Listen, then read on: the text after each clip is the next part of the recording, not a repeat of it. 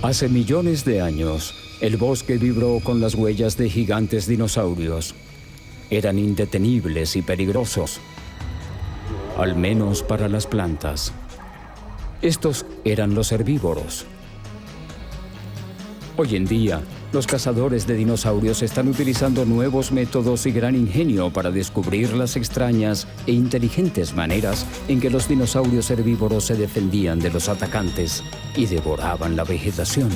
Los expertos están revelando cómo algunos llegaban a crecer hasta ser los animales más grandes que hayan caminado sobre la Tierra y cómo otros se protegían con una magnífica y mortal armadura para tratar de sobrevivir. A medida que los científicos investigan más a fondo, descubren por qué estos aparentemente inofensivos herbívoros fueron los más abundantes y diversos de todos los dinosaurios. Grandes o pequeños, igual dominaban la tierra de los gigantes.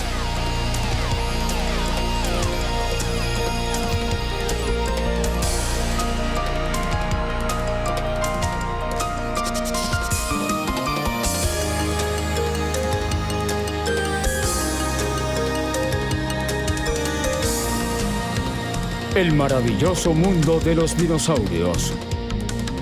La tierra de los gigantes. Conozcan a Nancy, el dinosaurio de exhibición más grande del mundo. Se eleva a 3 niveles del suelo y pronto será más grande que un camión de 18 ruedas. De esta manera, estará en el centro del escenario del Festival Internacional de Dinosaurios, una exposición viajera de dinosaurios. Pero primero el personal tiene que terminar de desempacar sus 250 huesos. Más de la mitad son reales, descubiertos en Mongolia por una expedición china. El resto son de tamaño real.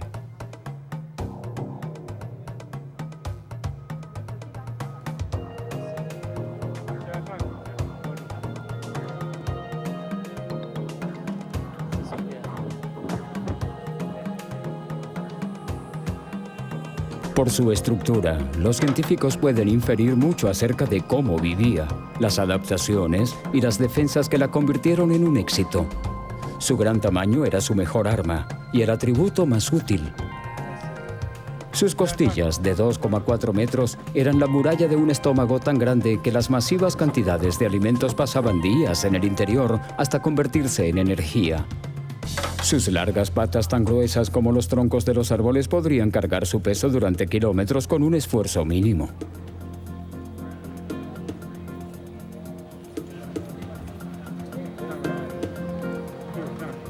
Sus enormes pies eran del doble de los del elefante.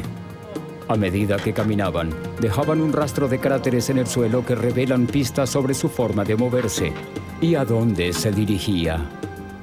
Nancy forma parte del grupo de uno de los dinosaurios más grandes, llamado saurópodos. Sus restos se encuentran en los sedimentos jurásicos y los primeros cretácicos, hace unos 200 o 100 millones de años. Fue entonces cuando eran los dinosaurios herbívoros los dominantes. Los saurópodos tenían una variedad de características que se dividen en 2 extremos. Por un lado estaban los diplodocus. Tenían una larga cola, unas patas delanteras relativamente cortas y unos delgados dientes similares a un lápiz. Por otro lado estaban los brachiosaurios. Sus patas delanteras eran más altas. La cola era más corta, el cuello más vertical y tenían dientes grandes en forma de espátula. Nancy era como los diplodocus. Pertenece al Cretácico medio y era la última de su especie. Ninguno tenía grandes cerebros. En lo alto de su largo cuello tenían un cráneo pequeño que era un estimado de casi un cuarto del tamaño del de una vaca.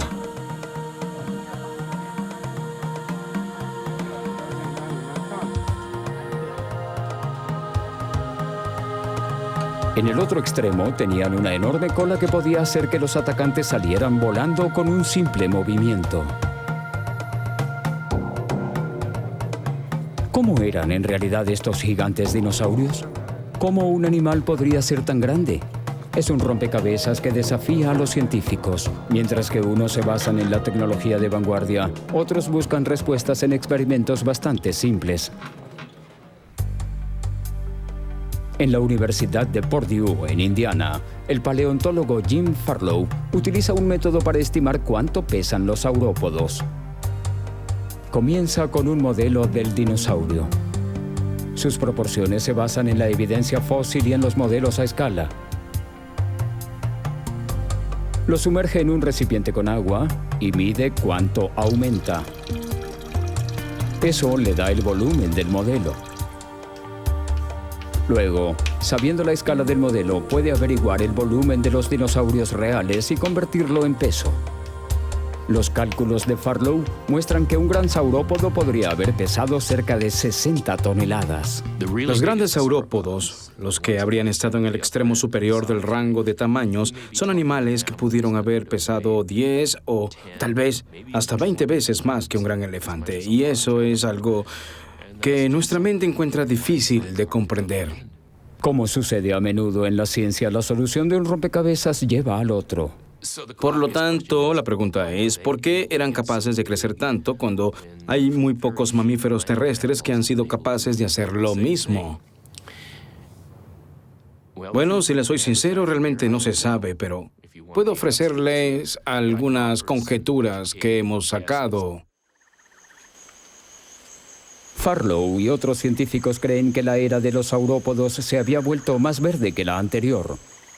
La evidencia muestra que los niveles de dióxido de carbono aumentaron. Dado que las plantas utilizan dióxido de carbono como alimentación, la vida vegetal floreció.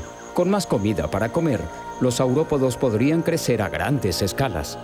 Pero Farlow piensa que estas plantas eran de grado bajo y pobres en nutrientes. Entonces, ¿cómo los saurópodos pudieron crecer y mantenerse grandes con tales alimentos? Para aprender más sobre los grandes herbívoros, Farlow visita la granja de Jed Friel en Auburn, Indiana. Aquí estoy, Jed. ¿Estoy bien aquí? Sí, claro, ven. Bien, pondré el seguro. Jed cría una de las manadas de herbívoros más famosas hoy en día, las vacas.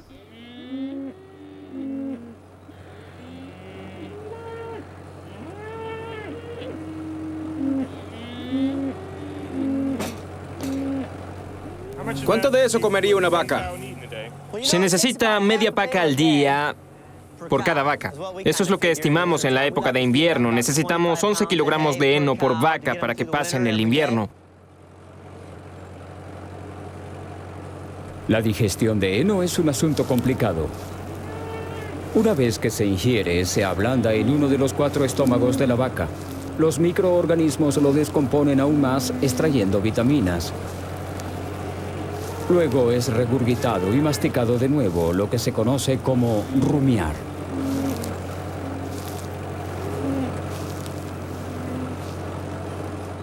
Los saurópodos también tenían buena digestión.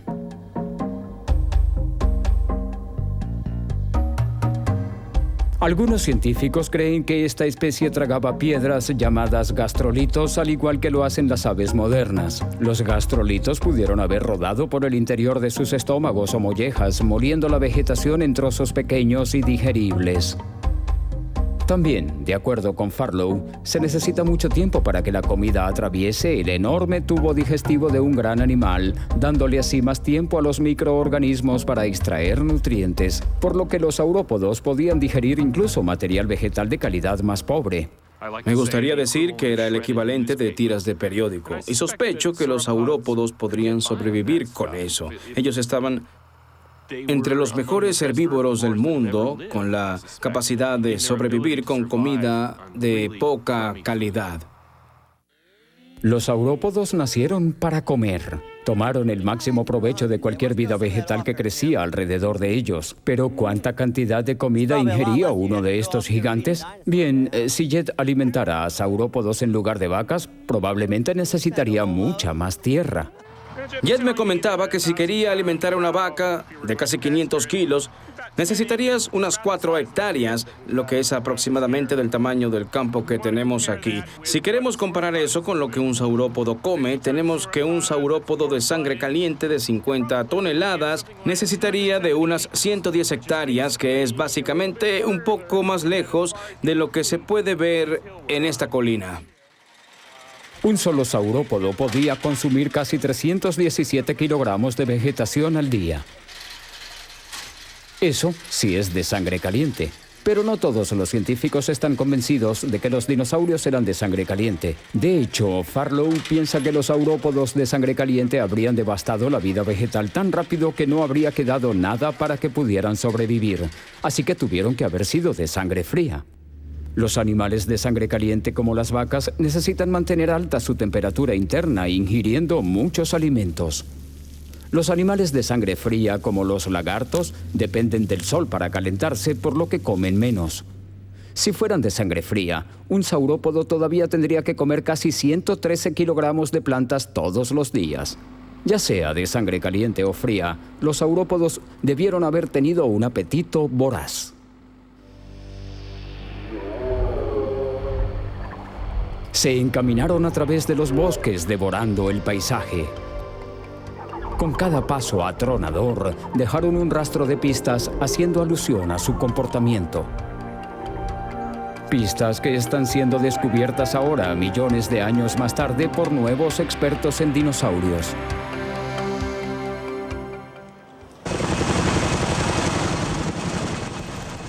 Volando en lo alto del cielo, el experto en dinosaurios Christian Meyer ha descubierto restos de enormes dinosaurios en una cadena montañosa suiza conocida como la Jura, el lugar donde el período jurásico de la era de los dinosaurios obtuvo su nombre.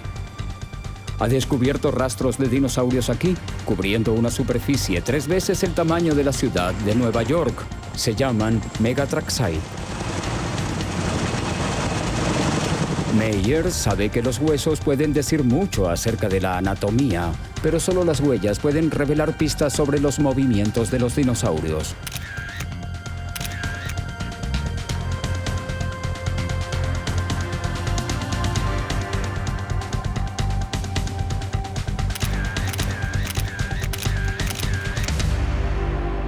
Meyer también sabe que se necesitan años de experiencia para interpretar las huellas.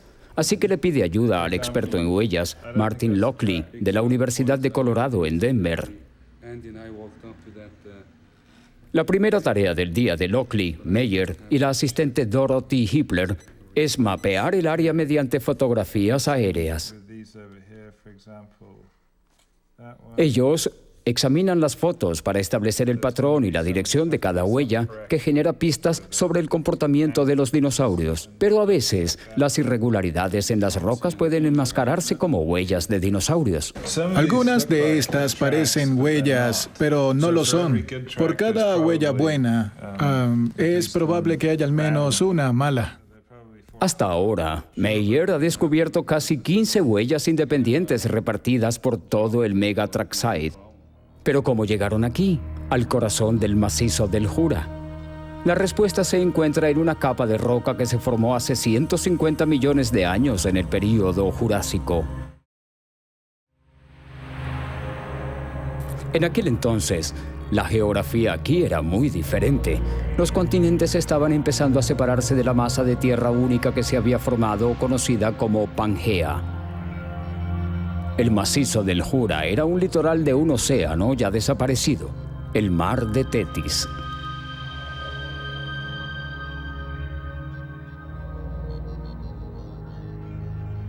Después de que los dinosaurios pisotearan una costa empapada, el sol y el viento secaron sus huellas, que se endurecieron como el hormigón. La siguiente tormenta o inundación depositó una capa de sedimento sobre las huellas, lo cual las preservó. Luego, hace 15 millones de años, mientras que las masas de tierra siguieron cambiando y chocando, la costa fue empujada hacia arriba, formando montañas. Los sedimentos cubrían los rastros erosionados con el tiempo, dejando al descubierto las huellas fosilizadas. Hoy en día, Christian Meyer y su equipo de rastreadores las están juntando de nuevo, paso a paso. Oh, la pendiente sigue seca. Eso está bien. Entre sus descubrimientos más recientes se encuentran los rastros en una cantera cerca de la ciudad de Moutier. Quiero que coloquen la cuerda por allá arriba para comenzar a buscar. Después de las fotografías aéreas, el equipo tiene que examinar de cerca las huellas. Así que han puesto pernos de rapel en la roca para subir.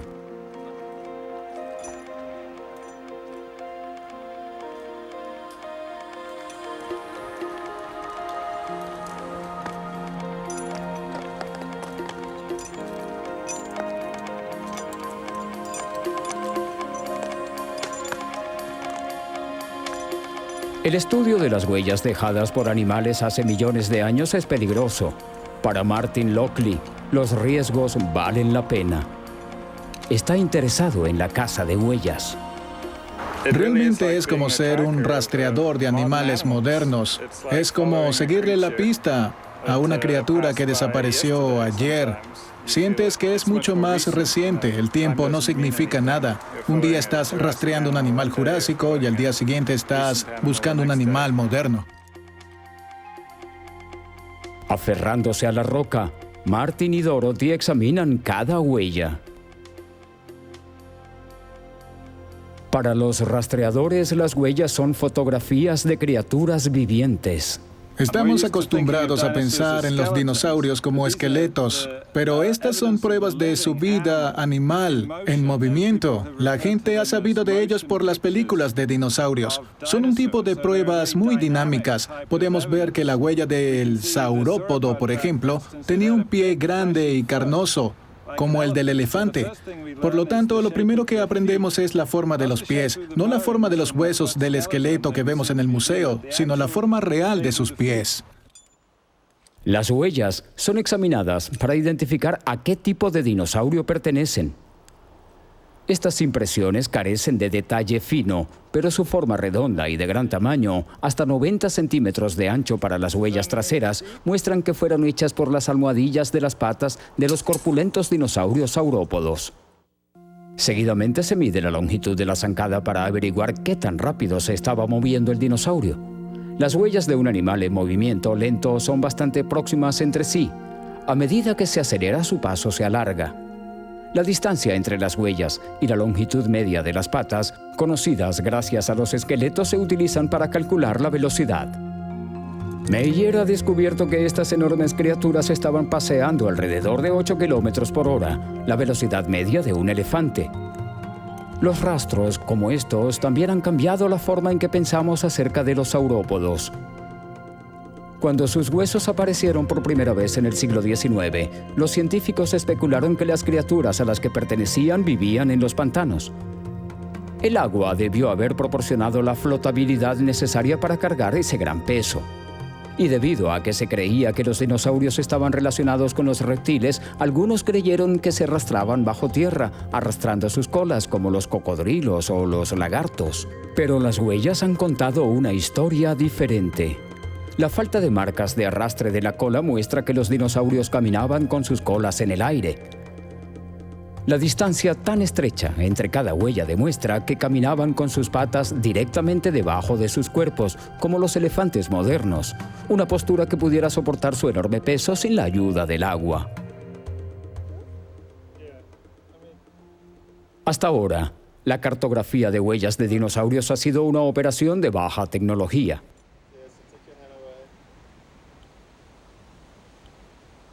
¡Spiegel, detente! Hoy en día, Christian Meyer está probando un nuevo método que utiliza láser y computadora. El dispositivo dispara un rayo de luz a un pequeño reflector colocado en una huella. Al medir el tiempo que se tarda en volver el rayo de luz, el computador calcula la distancia a la huella. Es muy sencillo. Puedo hacer esto de esta manera. Puedo poner un punto en esta área y se calcula de inmediato. La superficie aparecerá aquí. Estoy esperando los resultados. Bien, sí, será Creo que será grandioso. maravilloso. También se registra la profundidad de cada huella. A partir de los datos, el computador generará un mapa en 3D del sitio. Debido a que las huellas de la misma profundidad se hicieron al mismo tiempo, Meyer será capaz de señalar un rastro individual de múltiples cruces con el clic de un mouse.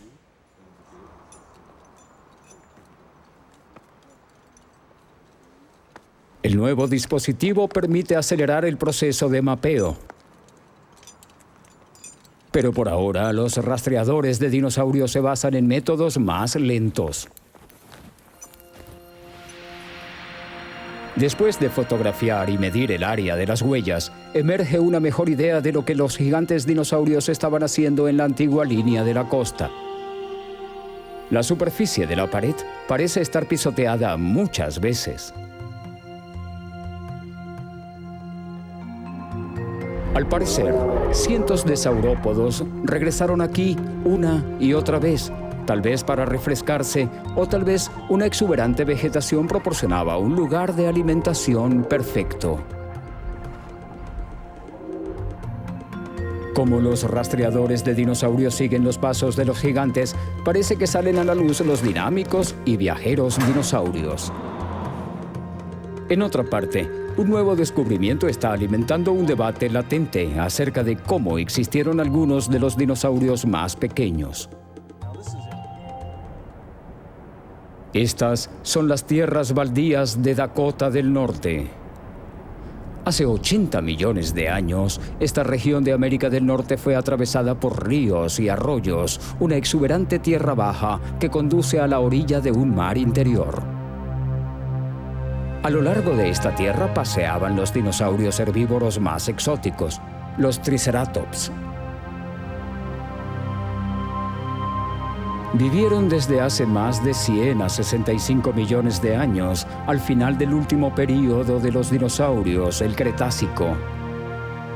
Al igual que la mayoría de otros dinosaurios, esta especie era más pequeña que los saurópodos, pero eran grandes animales. Algunos crecieron del tamaño de un autobús.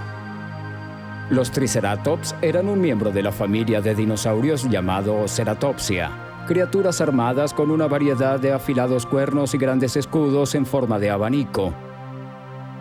Pero debajo de esa notable armadura hay un debate que se ha cocido a fuego lento desde que estas criaturas fueron descubiertas. ¿Cómo sobrevivían? El debate se inició en 1896, cuando la primera ilustración de un esqueleto ceratopsiano apareció en un cartel de especímenes del Museo Peabody de Yale. La criatura fue expuesta con sus patas delanteras hacia el suelo, en una postura erguida, como un rinoceronte. Pero era una suposición. Los fósiles de varios descubrimientos se combinaron debido a que todavía no habían encontrado un esqueleto completo. En el mismo año, el Museo Smithsonian montó un Triceratops. Era también un material compuesto y se expuso en una postura curvada, las patas delanteras dobladas al estilo del cocodrilo. Para muchos, una postura erguida implica que es un ágil dinosaurio de sangre caliente que podría pelear contra los atacantes. Una postura curvada significa que el animal es más lento, de estilo reptil y, posiblemente, de sangre fría.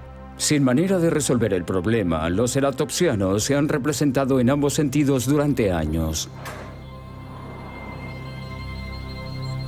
Actualmente, un notable descubrimiento puede poner fin a la controversia.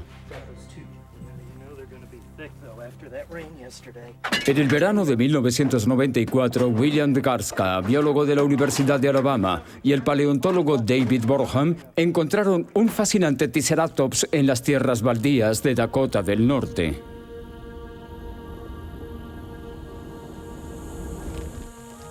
Garska había pasado semanas recorriendo la tierra en busca de restos de dinosaurios.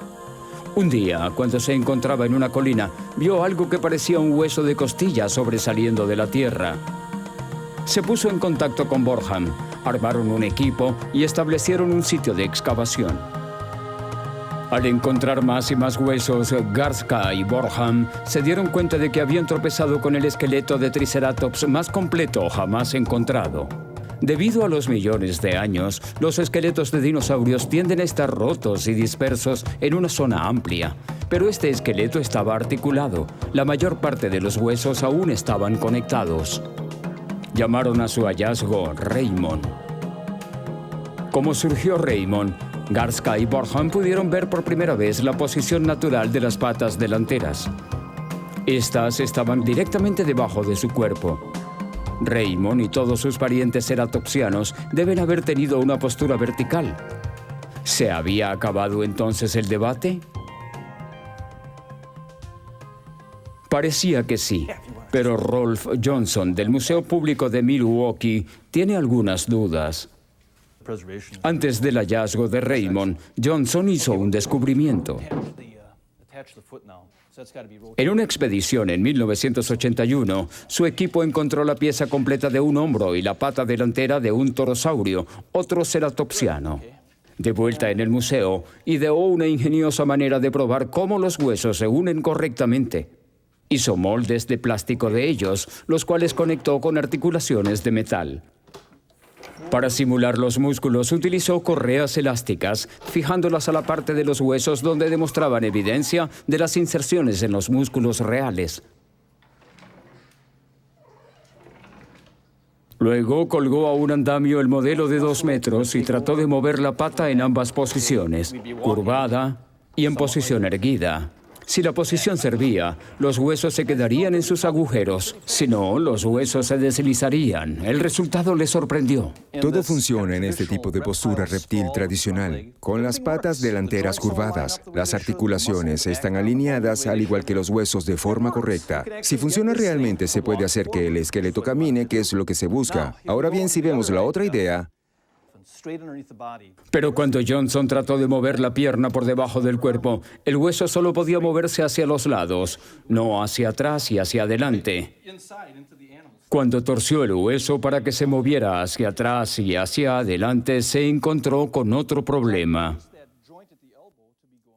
ahora el codo va en la dirección correcta, hacia la cabeza del animal. Pero nuestro dinosaurio se parece un poco a Popeye, con un pie apuntando hacia un lado, así que él va a caminar así. En realidad, no va a caminar en absoluto, biomecánicamente. No hay manera de hacer que este animal se mueva hacia adelante si ponemos estas patas debajo del cuerpo. De acuerdo con el experimento de Johnson, se cerró el caso. Los ceratopsianos debieron tener la postura de un cocodrilo. Pero, ¿en dónde queda Raymond? El descubrimiento de Garska y Borham.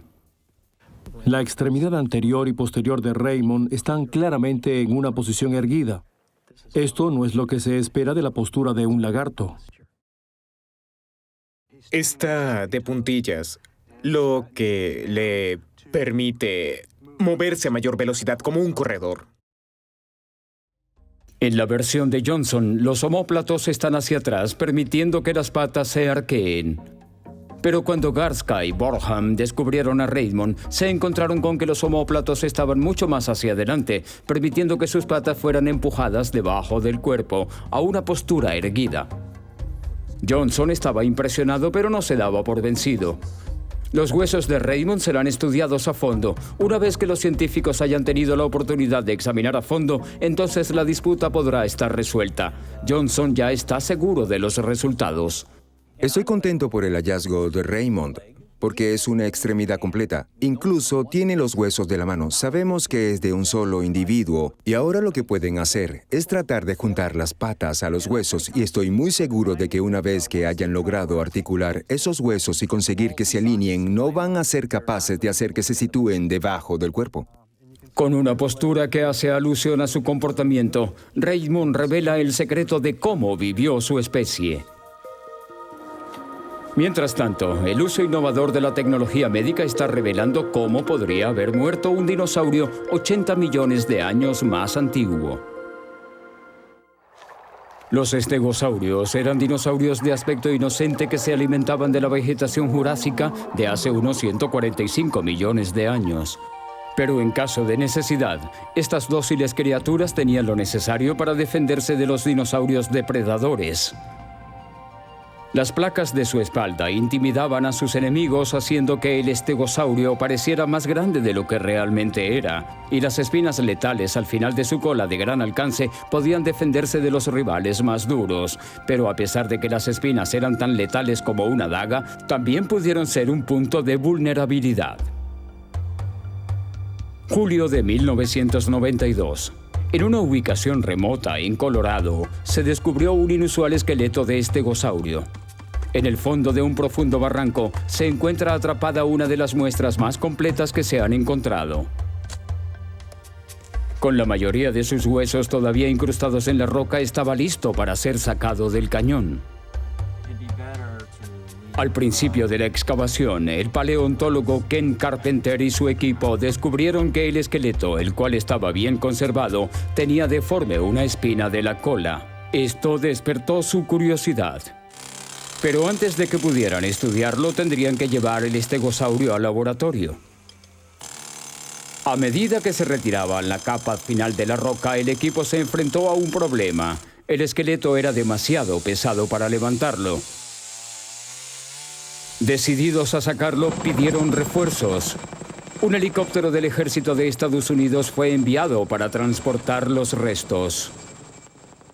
Así podrían ser llevados al Museo de Historia Natural, donde Carpenter podría estudiarlos a fondo.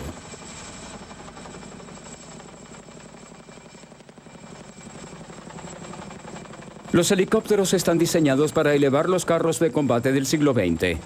Levantar los restos de un antiguo estegosaurio de 145 millones de años no fue diferente.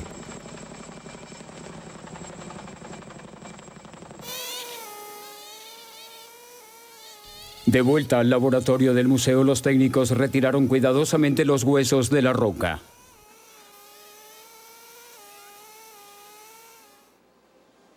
Finalmente, Carpenter estaba listo para realizar la autopsia. Comenzó centrándose en la espina desfigurada de la cola. No sabía qué conjetura sacar. Me pareció que tal vez el peso de la roca la estaba triturando. Ciertamente, si nos fijamos en esta espina más intacta, podemos ver que hay un poco de diferencia en la forma.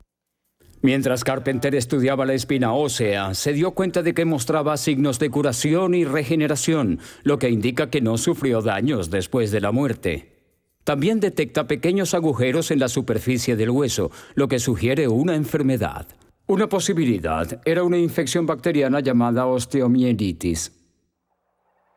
Si el hueso se ha roto y se deja sin tratamiento, las bacterias pueden invadir su médula, el tejido productor de sangre que se encuentra en el centro de una estructura en forma de panal. En cuestión de días, el líquido se acumula y el hueso presenta agujeros pequeños para aliviar la presión. La estructura interna del hueso se destruye con el tiempo. La infección puede propagarse por todo el cuerpo y causar la muerte. ¿Podría haber sido este el destino del estegosaurio de Carpenter? Para ayudarlo, tendría que analizar el interior de la espina. Pero había un problema. Hacer esto requería romper el fósil, algo que no estaba dispuesto a hacer. La respuesta estaba en el Hospital Kaiser en Denver. Lori McWhinney, una de las ayudantes del laboratorio, trabaja allí. Ella sugirió hacer uso del tomógrafo del hospital. La tecnología médica desarrollada para observar sin causar daño en el tejido y los huesos humanos podría mostrar el interior de la espina sin destruirla. Me gustaría saber si podemos encontrar algunos detalles en esa área. De acuerdo. Primero, escanean una espina normal, la que se encuentra en estegosaurios sanos. Luego, ven la espina deformada.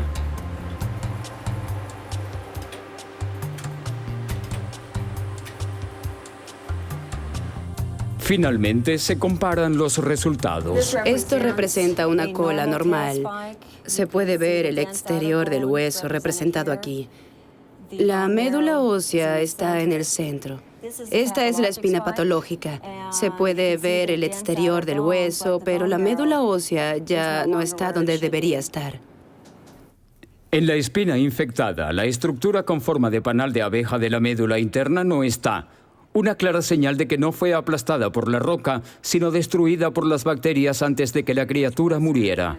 Ahora Carpenter puede estar seguro de que el estegosaurio sufrió de osteomielitis, posiblemente a causa de una espina trasera rota.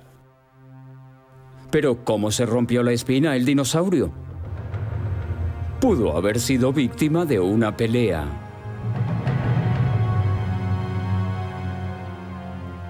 Las armaduras de los estegosaurios están a la vista. Pero el experto en dinosaurios Bob Bakker ha sacado algunas conclusiones acerca de las defensas de los dinosaurios saurópodos, aparte de su tamaño, que no son tan evidentes. Bakker afirma haber descubierto el secreto de cómo se protegió el saurópodo que él llama brontosaurio. Estoy debajo de la parte más vulnerable del brontosaurio. Aquí no hay un hueso, no hay cartílago, y por encima de mí estaría esta enorme parte de fluidos digestivos. Habíamos hablado que si atacan al brontosaurio aquí, podrían matarlo. Pensamos que si el brontosaurio se deja caer sobre una roca por aquí, podría lesionar su abdomen, pero estamos equivocados. Acabamos de encontrar el primer punto de la armadura perfecta del vientre del brontosaurio. Varillas de hueso de hasta 1 metro de largo que fueron incrustadas en el músculo del vientre justo aquí. Y estos huesos tienen grandes protuberancias que demuestran que tenían fuertes ligamentos en la musculatura del vientre. Esto le daría al brontosaurio el abdomen más fuerte que cualquier animal haya tenido alguna vez. Si uno fuera carnívoro y tratara de morder aquí, se partiría el diente. Al igual que si clavas una garra aquí, se saldría. Y si fueras un brontosaurio, estos huesos y músculos del vientre harían que tu intestino se mantuviera firme y rígido si quieres moverte rápidamente hacia la izquierda o la derecha o si quisieras permanecer recto. Con el intestino protegido y así de rígido, podría pasar de estar en 4 patas a levantarse en unos pocos segundos. Pero el brontosaurio era enorme. Por lo tanto, con un vientre fuerte o no, el levantar su cuerpo del suelo requería un par de trucos de fuerza. El brontosaurio tenía un extraño conjunto de órganos de equilibrio. El cuello era hueco, todos los huesos eran huecos, y aquí estarían los pulmones, llenos de aire. Y los huesos del torso son también huecos, llenos de aire, pero vuelves aquí y está todo lleno de fluido intestinal, y luego está la madre de todas las colas. Con su extremo delantero ligero y parte trasera pesada, un brontosaurio era como un sube y baja con el peso en un extremo. El inclinar su frente hacia arriba no era ningún problema. El animal estaba diseñado para levantarse rápido.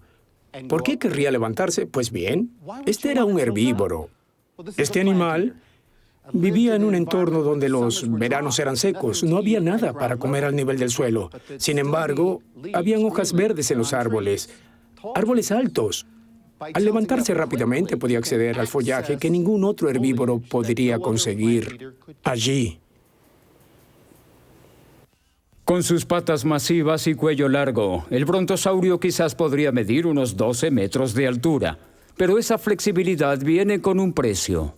Este es el extremo delantero y hay 2 problemas aquí. Están relacionados. Número 1, el cuerpo está diseñado para inclinarse hacia arriba, ¿es verdad? ¿Cómo va a correr la sangre desde el corazón hasta llegar arriba a la cabeza? Parece imposible. El problema número 2, este animal tiene un pequeño cerebro, más pequeño que sus antecesores. La evolución del brontosaurio redujo su nivel intelectual. ¿Están relacionados los 2 problemas? Sí. El brontosaurio sobreviviría mejor si pudiera levantar su parte trasera y alcanzar esas plantas. La única manera de conseguir esas plantas sería eliminar la necesidad de que la sangre sea bombeada hasta la cabeza. ¿Cómo se logra eso? Eliminando el cerebro. En este caso, reducir el cerebro era adaptivo. Los cerebros pequeños no necesitan un flujo constante de sangre. Realmente, este es un logro de alta tecnología de 18 toneladas. Es increíble. Quizás, pero no todo el mundo está de acuerdo. Hay una teoría alternativa. Dice así: el brontosaurio tenía un corazón tan grande que podía bombear sangre hacia arriba a la velocidad de una manguera de bomberos. Podía bombear esa sangre hacia la cabeza, incluso cuando ésta se encuentra muy arriba. Pero ¿qué sucedería cuando el brontosaurio bajara la cabeza? El flujo de sangre haría que el cráneo soplara esa sangre al resto del esqueleto. Puede que nunca sepamos con certeza el tamaño del corazón que tenía el brontosaurio, pero sí sabemos que su especie era enorme. Y si el tamaño era su mejor defensa, tal vez el saurópodo más seguro sería el más grande, un honor ahora otorgado a un dinosaurio descubierto en las tierras agrestes de Argentina.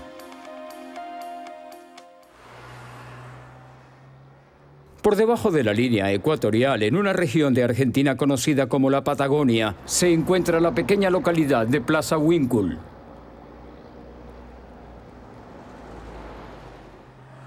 Su pequeño museo alberga los restos de lo que podría ser el dinosaurio más grande que jamás haya existido. Con un toque patriótico ha sido nombrado Argentinosaurio. Durante los últimos 8 años, el paleontólogo Rodolfo Coria y su equipo han hecho el montaje de los huesos de este saurópodo previamente desconocido del período Cretáceo. Pero incluso con la criatura todavía en pedazos, Coria cree que los huesos masivos no dejan ninguna duda acerca de su tamaño. El argentinosaurio tenía 50 vértebras, al menos 50% más que cualquier otra columna vertebral de otro saurópodo conocido en todo el mundo. Los huesos del argentinosaurio fueron detectados por primera vez en una hacienda a las afueras de Plaza Winkle en 1988.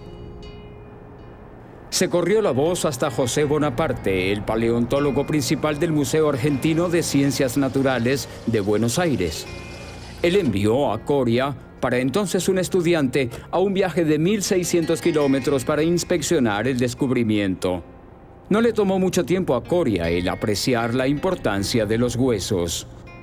Decidido a conseguir esta gigante criatura, se mudó con su familia a Plaza Winkle.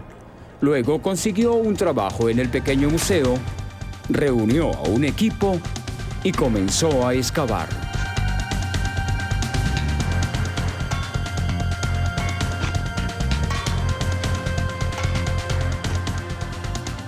Después de muchos meses de trabajo duro, él y su equipo sacaron suficientes huesos como para comenzar a llevarlos al museo. Una vez allí, prosiguió la limpieza cuidadosa de los huesos y Coria empezó a pensar en la gran importancia de su enorme dinosaurio. Al parecer, el argentinosaurio se había convertido en el más reciente de una serie de descubrimientos de los dinosaurios más gigantescos. Empezó hace un siglo, cuando los dinosaurios fueron descubiertos en el oeste de Estados Unidos. Entonces surgió una rivalidad entre dos grandes paleontólogos, Edward Drinker Cope de Filadelfia y Othniel Charles Mars de la Universidad de Yale. Rápidamente se convirtió en una de las batallas más feroces de la ciencia moderna. Las hostilidades se intensificaron en 1877, cuando un enorme lecho de hueso fue descubierto cerca de Como Bluff, en Wyoming. Según la leyenda, los equipos enviados por Marsh y Cope mintieron e incluso destruyeron los fósiles para evitar que sus rivales los descubrieran. Durante 12 años, estas destructivas guerras causaron estragos. Al final, los rastreadores de Marsh desenterraron algunos de los huesos más grandes jamás encontrados. Entre ellos había un esqueleto casi completo que Marsh luego apodó como brontosaurio. Tenía un estimado de 23 metros de largo y 4,5 metros de altura, casi tan alto como un edificio de un piso, y tenía la longitud de unos 5 autos de tamaño medio. Un nuevo gigante apareció en 1910, cuando el Museo de Berlín hizo una de las mayores excavaciones de dinosaurios de todos los tiempos al este de África. 500 hombres trabajaron para extraer 250 toneladas de huesos de dinosaurios. Su mayor premio fue un brachiosaurio. Con una altura de 12 metros y una longitud de 26, sigue siendo el dinosaurio más grande ensamblado en un museo. Era más alto que un edificio de 3 pisos y tan largo como 6 autos. Pasarían 70 años antes de que se descubriera un dinosaurio aún más grande. En 1979, en Colorado, se descubrió un dinosaurio que era tan grande que se llamaba ultrasaurio. Se levantaba casi 3 metros de sus hombros y posiblemente se extendía a más de 30 metros de largo. Era como tener la longitud de un edificio de 4 pisos de altura y la amplitud de 7 autos. 6 años más tarde, a partir de un afloramiento rocoso en Nuevo México, llegó el dinosaurio más largo que se haya encontrado, el reptil terremoto, el Seismosaurus. Tenía una postura horizontal, pero el Seismosaurus podía alcanzar la altura de un edificio de 3 pisos. Con su larga cola en forma de látigo, se estima que alcanzó los 45 metros de largo, casi la longitud de 9 autos. ¿Y qué hay del argentinosaurio? ¿Cómo se compara? Podía haber llegado a los 36 metros y medio de largo y 18 metros de altura, lo que son 5 pisos de altura y cerca de 8 autos de largo. En tamaño promedio, Coria cree que el argentinosaurio es el dinosaurio más grande que se haya encontrado. Los huesos del argentinosaurio representan a un animal de 100 toneladas de peso, lo que equivale a 20 elefantes africanos todos juntos en el mismo cuerpo. Hoy en día, el equipo de Coria ha puesto al descubierto todos los huesos que encontraron. Ahora, Coria se enfrenta a un nuevo reto: encontrar un lugar lo suficientemente grande como para albergar al esqueleto. ¿Pero cuánto tiempo el argentinosaurio mantendrá su récord? No se sabe a ciencia cierta, pero un nuevo retador ya se está preparando para salir a la luz. La caza de dinosaurios solía significar excavar grandes cantidades de tierra para encontrar fósiles. El geofísico Alan Witten de la Universidad de Oklahoma espera cambiar eso. Ha fusionado armas de fuego y tecnología informática con conocimientos geofísicos y consiguió un método para localizar huesos de dinosaurios a grandes profundidades. Witten ha llegado para ayudar a un colega a encontrar los restos de un saurópodo gigante del Cretácico inferior hace unos 110 millones de años. Puede ser que bata el récord, pero tienen que encontrar más para estar seguros. Aquí, en el sureste de Oklahoma, el paleontólogo Richard Cifelli y su equipo ya han excavado 3 gigantescos huesos del cuello. Nuestra hipótesis es que este sea el 7º hueso del cuello.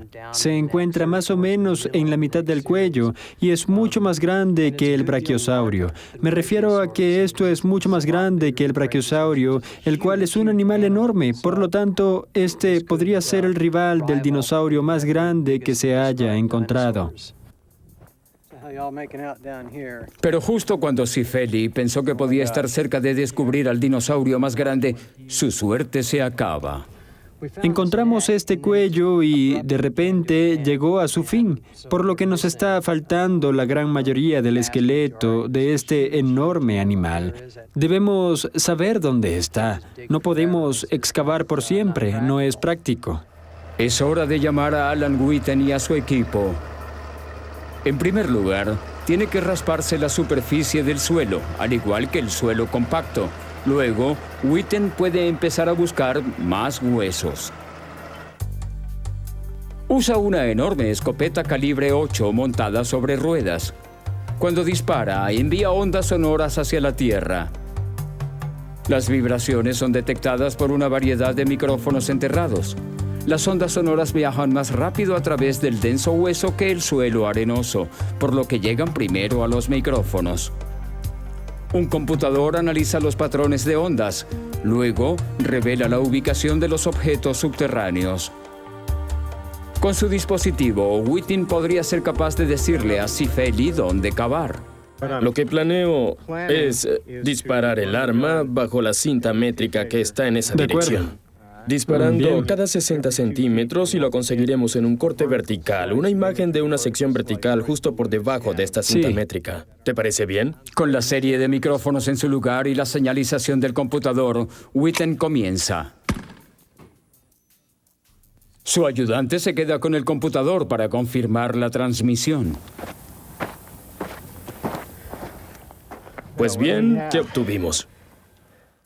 Incluso con la ayuda de la tecnología, es difícil localizar los huesos de dinosaurios a gran profundidad. Pero Witten no se dará por vencido tan fácilmente. Ha traído otros dispositivos. Uno de los más prometedores es el georradar, o GPR. Ha sido utilizado durante años en la arqueología, pero ahora se ha adaptado a la paleontología. En lugar de las ondas sonoras, las ondas de radio del GPR penetran en la Tierra. Estas ondas responden a la composición química de un objeto en lugar de la densidad, y los resultados son fáciles de leer. Si las ondas golpean un objeto subterráneo con la composición química de los huesos, van a rebotar de nuevo a la superficie, apareciendo un punto luminoso en la pantalla del radar.